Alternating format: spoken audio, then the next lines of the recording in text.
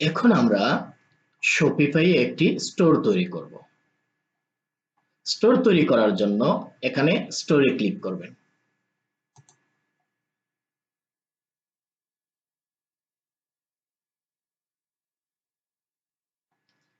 এখন ইমেলটা ভেরিফাই করে নিতে হবে, না হলে আমি স্টোর তৈরি করতে পারবো না।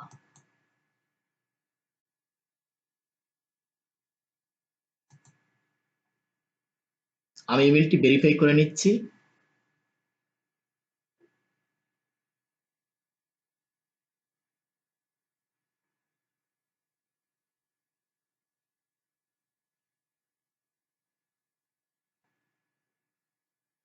এখানে একটি মেইল আসবে, এখানে ক্লিক করবেন,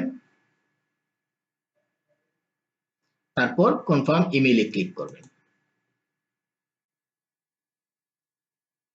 ক্লিক করার পর আবার সেম অ্যাকাউন্ট ড্যাশবোর্ডে নিয়ে আসবে। নিয়ে আসার পর এখানে দেখো ক্রিয়েট এ স্টোর লেখা চলে আসছে, এখানে ক্লিক করবেন।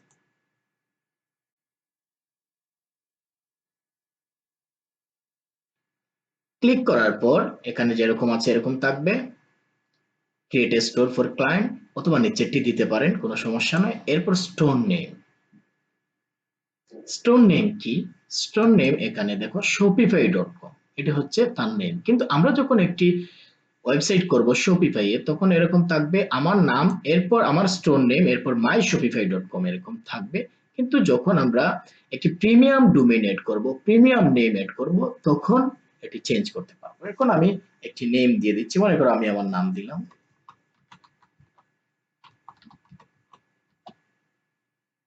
কিন্তু দেখো এটি অ্যাভেইলেবল না, এই নামটি নেওয়া হয়ে গেছে। যদি এই নামটি একবার ব্যবহার করা হয়ে যায়, তাহলে এই নামটি আর শপিফাইয়ে কেউ ইউজ করতে পারবে না। এর সাথে অন্য কিছু এড করে দিতে হবে। মনে করো আমি চাচ্ছি 567, অথবা যে কোনো লেটার হতে পারে। আমি জাস্ট সংখ্যা দিয়ে দিয়েছি। দেখো এখন ঠিক আছে। এখন আমি এই ইউআরএলটি নিতে পারবো। এরপর এখানে লোকেশন ঠিক আছে, এরপর এখান থেকে ইয়েসে ক্লিক করব। ইয়েসে ক্লিক করার পর এরপর আমি ক্রিয়েট এ স্টোরি ক্লিক করব নিচের বাটনে। এটি সম্পূর্ণ দেখা যাচ্ছে না, তবে এখানে এই বাটনটিতে ক্লিক করবেন।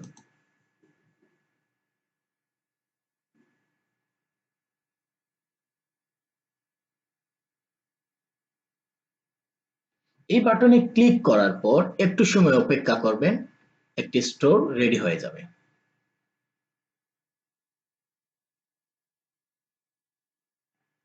আমাদের ইউআরএলটি মানে আমাদের ডোমেইন নাম হচ্ছে হামিদ সোহাগ, তারপর 56, আচ্ছা এটি চলে গেছে, আবার আসবে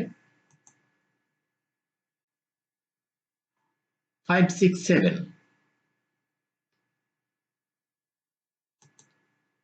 যেহেতু আমরা শপিফাই ইউজ করছি, এর জন্য শপিফাই এর এখানে সাবডোমেইন চলে আসবে।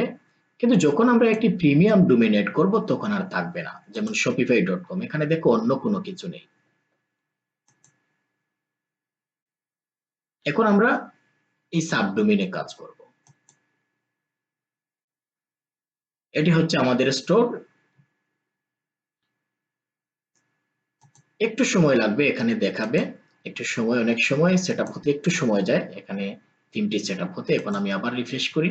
এখন দেখো একটি স্টোর তৈরি হয়ে গেছে। এটি শপিফাই এর একটি বেসিক স্টোর। যখন আমরা ক্রিয়েট এ স্টোরে ক্লিক করি, তখন শপিফাই এর একটি বেসিক থিম দিয়ে একটি স্টোর তৈরি হয়ে যায়। এই ইনফরমেশন গুলো দিয়ে আমরা একটি স্টোর তৈরি করে ফেলবো।